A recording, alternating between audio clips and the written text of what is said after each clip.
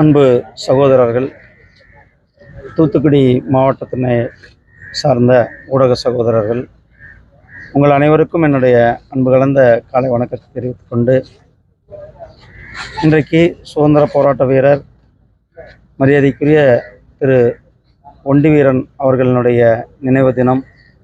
இந்த நினைவு தினத்தில் அவரை போற்றுவதில், அவருக்கு புகழஞ்சலி செலுத்துவதற்காக இங்கு வருகை தந்திருக்கின்றோம்.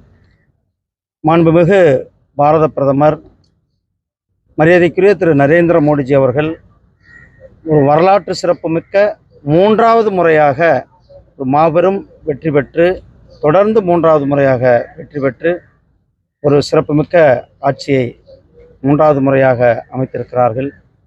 இந்த 3வது முறை ஆட்சி வந்தவுடனேவே மாண்புமிகு பிரதமர் அவர்கள் ஏழை எளிய மக்களினுடைய நலனுக்காக அனைவருக்கும் வீடு கட்டும் திட்டத்தில் கிட்டத்தட்ட 3 கோடி வீடுகளுக்கு திட்டங்களுக்கு ஒப்புதல் கொடுத்திருக்கிறார் இந்தியா முழுவதும். அதே போல் மாண்புமிகு பிரதமர் திரு நரேந்திர மோடிஜி அவர்கள் 2வது கையெழுத்தாக 20,000 கோடி ரூபாய்க்கு விவசாயிகளுக்கான சன்மான நிதியை ஒதுக்கியிருக்கிறார்கள். இதைத் தொடர்ந்து இந்த நாட்டினுடைய வளர்ச்சி பாதை 2047 இந்த நாடு மிகப்பெரிய ஒரு வளர்ச்சியடைந்த பாரதமாக இருக்க வேண்டும் என்பதற்காக நம்முடைய பிரதமர் மரியாதைக்குரிய திரு நரேந்திர மோடிஜி அவர்கள் இந்த நாட்டை வேகமாக வளர்ச்சி பாதையில் எடுத்து சென்றவர். கடந்த 10 ஆண்டுகளில் நாம் பார்த்தோம் இந்த நாட்டினுடைய வளர்ச்சியை, இந்த நாட்டினுடைய வளர்ச்சியினுடைய வேகத்தை, இந்த நாட்டினுடைய வளர்ச்சியினுடைய வேகம் மிக அதிகமாக நடந்து கொண்டிருக்கிறதை நம்மளுடைய தூத்துக்குடி கூட நம்முடைய பிரதமர் திரு நரேந்திர மோடிஜி அவர்கள் வருகை தந்து குலசேகரப்பட்டினத்தில் ஒரு ராக்கெட் ஏவுதளத்தை கிட்டத்தட்ட 1,800 கோடி ரூபாயில் ராக்கெட் ஏவுதளத்தை இங்கு கொடுத்திருந்தார்கள். அதே போல் நம்மளுடைய வ.உ. சிதம்பரனார் அவர்களுடைய துறைமுகத்தில் அந்த துறைமுகத்தை மேம்படுத்தும் பணிக்கு இங்கு வந்து தொடக்கி வைத்து அந்த பணிகள்லாம் நடந்து கொண்டிருக்கிறது. இந்த அரசாங்கம் மிக வேகமாக வளர்ச்சி பணிகளை, அதாவது டெவலப்மெண்ட் இன்ஃப்ராஸ்ட்ரக்சர் வசதிகளை செய்வதில் முன்னுரிமை கொடுத்து நாம் வேலை செய்து கொண்டிருக்கிறோம். தூத்துக்குடி பொறுத்தளவுக்கு கடந்த சுதந்திர தினத்தை கொண்டாடி கொண்டு 78வது சுதந்திர தினத்தை கொண்டாடி இருக்கிறோம். இங்கிருந்து தூத்துக்குடியினுடைய மாநகராட்சி அந்தஸ்து பெற்று மாநகராட்சி அலுவலகத்தில் தேசிய கொடியை ஏற்றாதது ஒரு மிகப்பெரிய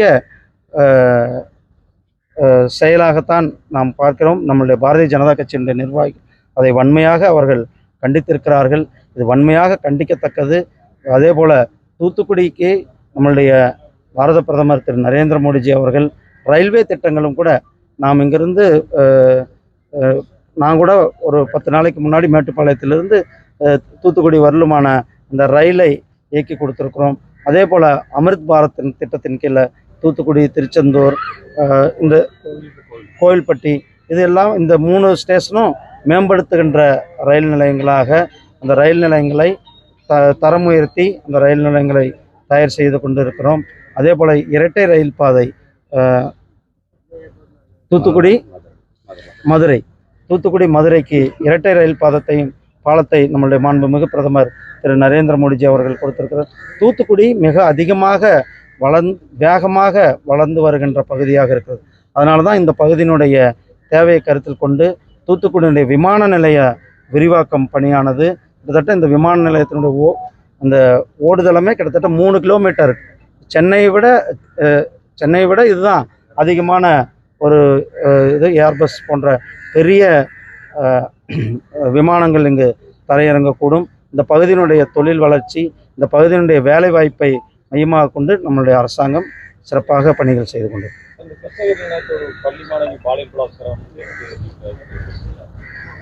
இது மிகவும் வன்மையாக கண்டிக்கத்தக்க சம்பவம். அது கிருஷ்ணகிரி மட்டுமல்ல, கோவையில் கூட நேற்று ஒரு மருத்துவருக்கு இதே போல் ஒரு தொல்லை நடந்திருக்கிறது. இதெல்லாம் தமிழ்நாடு அரசாங்கம், மாநில அரசாங்கங்கள் கடுமையான நடவடிக்கை எடுத்து அவர்கள் சட்டத்தின் முன் நிறுத்தி அவர்களுக்கு தண்டனை பெற்று தர வேண்டும். ஏன்னா மிகப்பெரிய ஒரு சம்பவம் நம்மளுடைய வெஸ்ட் பெங்காலில் நடந்திருக்கிறது. அங்கு நடவடிக்கை அந்த அரசாங்கம் சரியாக எடுக்காதனால தான் சிபிஐ போய் இன்றைக்கு விசாரணை நடத்தி கொண்டிருக்கிறார்கள்.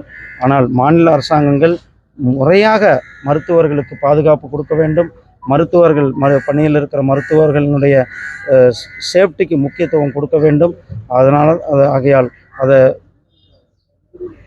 மத்திய அரசாங்கம் அவர்களுக்கு ஒரு சர்க்குலர் கூட கொடுத்துருக்குறோம். மாநில அரசாங்கங்களுக்கு உடனடியாக சம்பந்தப்பட்ட குற்றவாளிகள் மேலே எஃப்ஐஆர் ஃபைல் பண்ண வேண்டும், அவர்கள் மேலே நடவடிக்கை எடுக்க வேண்டும் என்று தமிழ்நாடு அரசாங்கம் இதில் உடனடியாக நடவடிக்கை எடுக்க வேண்டும்.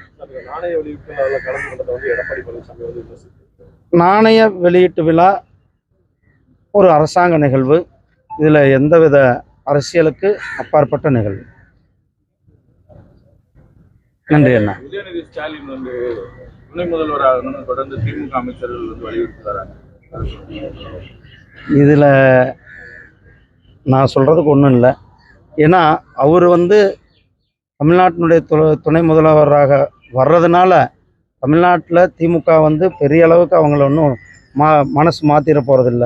தமிழ்நாடு அரசாங்கம் அல்லது தமிழ்நாட்டினுடைய அமைச்சர்கள் திமுக என்னென்ன செய்து கொண்டு இருக்கிறார்களோ அதை இன்னும் அதிகமாக தான் செய்வார்கள். அதாவது என்னென்ன தமிழ் மக்களுக்கு தீங்கு செய்து கொண்டு இருக்கிறார்களோ அந்த தீங்கு இன்னும் இரட்டிப்பாகும். நன்றி.